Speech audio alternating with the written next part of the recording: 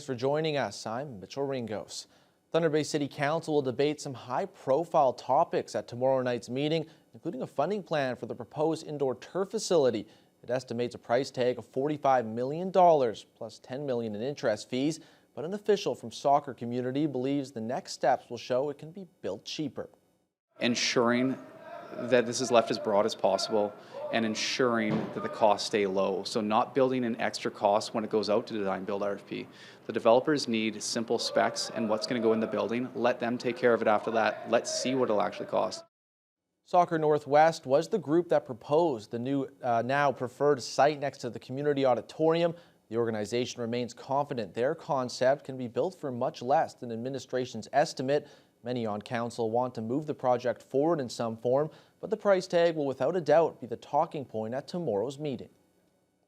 I think maybe that people will amend that number. Maybe they'll be like, okay, well, I'm not comfortable with that number, but maybe a little lower number. So we'll see where people come in at. But I think ultimately, most people seem to want this project to come to fruition in some shape, way, or form.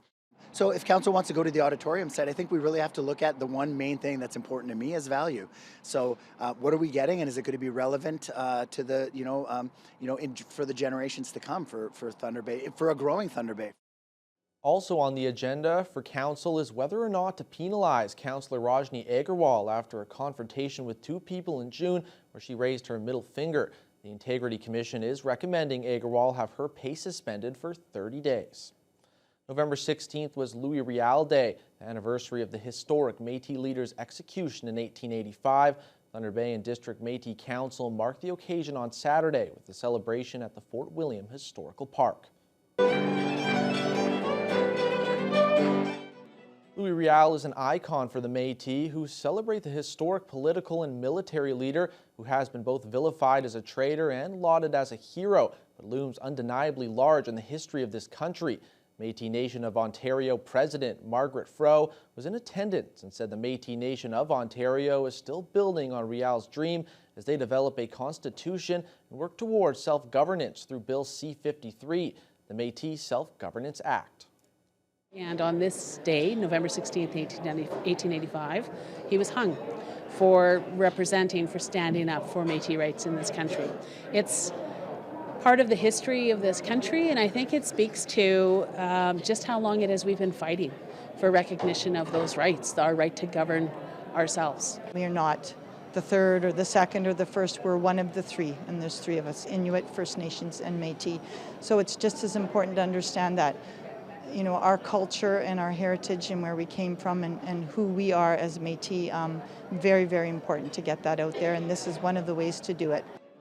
With more than 150 Métis citizens, allies, and dignitaries in attendance, Houston says she was happy with the turnout and that the annual celebration is an occasion to bring the community together and celebrate Métis culture through music and traditional crafts. Thunder Bay's Sikh community now has a new home with the opening of a new Gurdwara or Sikh temple located on Spring Street. The group invited community members to help celebrate the new space with a grand opening this afternoon. The event featured speeches and singing of hymns and saw local dignitaries including Mayor Ken Boshkoff, MPs Patty Hajdu and Marcus Pulowski, and Thunder Bay Superior North MPP Lise Vaugeois. The Thunder Bay Sikh Society previously rented a building on Fort William Road before purchasing this new building last March. Society President Tarlok Singh Sahoda says it's amazing to be able to have a place of their own, adding that everyone is welcome. Sikh Gurdwaras are open to all communities, all genders, all races. Sikh religion treats all humanity as one, all races as one, because God is one. And everybody came from God, originated from God. Our religion is God. So that's why we treat everybody equally, and we respect everyone who come here. Everybody gets free food, and anybody is free to talk to us to learn more about Sikh religion. The Gurdwara is open from 5:30 a.m. to 8:30 p.m. More information about Sikhism or about upcoming events can be found on the Thunder Bay Sikh Society's website or social media pages. Well, many people dream of traveling to Mount Everest, but not many actually make it to the tallest mountain in the world. For Mayor Ken Boshkoff, that adventure was on his bucket list. And although his knees prevented him from hiking to the base camp earlier this month, Boshkoff says the expedition was still worth it. Josh Morano has the story. This is one thing. I don't take many days off, as you know, so I think I'm going. Travel and adventures are nothing new to Mayor Ken Boshkoff. The 73-year-old politician has been to numerous exotic sites over the years, including Antarctica, the Galapagos Islands, and the headwaters of the Amazon River. A few weeks ago, he set out on a new adventure, joining a group of 8 longtime friends for a guided trek to Mount Everest. His goal was to make it to base camp, but unfortunately due to a knee injury, he didn't make it. However, Boshkoff says that didn't derail him from experiencing what the famous mountain had to offer. You know, the number of people on the trails, especially the mostly European women in their 80s who are just torquing by you. I mean, in many countries, people hike regularly. And when you see that many people that it's important to them, it really inspired me. I got to get out walking more. While the trip didn't necessarily go according to plan, Boshkoff is happy he got to go. Being back in Thunder Bay and resuming his mayoral duties, Boshkoff is now thinking about his next great escapade to cross off his bucket list. I've done lots of really quite wonderful things, so I think probably Greenland or the high Arctic is next for me. Josh Morano, TBT News. For the first time since 2020, the arena in Red Rock is once again open to the community. The rink inside the township's recreation center was first closed during the pandemic and then had a major mechanical setback. Skaters and hockey players in Red Rock are finally able to strap on the blades and hit the ice surface. The township received $152,000 last year from the Northern Ontario Heritage Fund, and around $87,000 of that went towards repairing the arena. Red Rock Mayor Darquise Robinson says she's grateful to have it up and running again and hopes the community will make the most of it.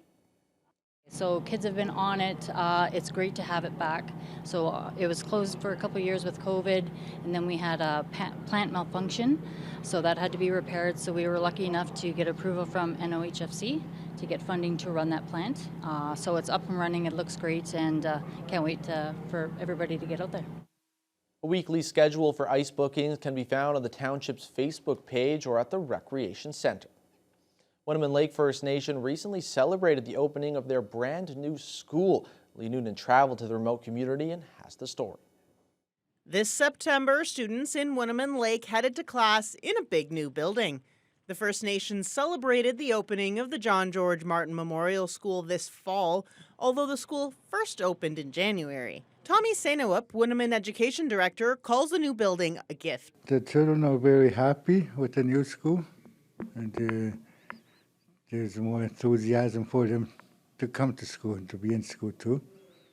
Plus the staff too, it's not just the students and the teachers, and they were looking forward to it. The new school is much bigger. Sainawup says they were able to hire 30 new staff this year through Jordan's principal, staff they wouldn't have had room for before. With students from junior kindergarten right up to grade 10 under one roof, the new building has separate wings for older and younger grades. The walls feature bilingual signage, and all classes are taught in Anishinaabemowin until grade 2. Despite this, Sainawup says he's seen a decline in fluency over the past decade. Students are losing their language. They only speak English. Language instruction is also a priority for Chief Sam Mamakwa. He says it's a matter of identity. We know where that problem comes from, but I don't know, it's a hard one to deal with. Yeah. It's not because we don't like the language. Kids we spoke with have mixed feelings about the new building. Some miss the old school, but they do like the new amenities like the gym and cultural room. How do you like this new school compared to your old school?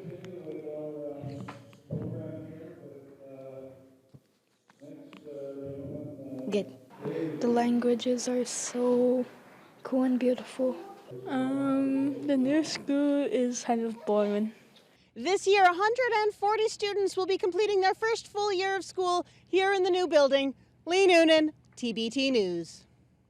We're now joined by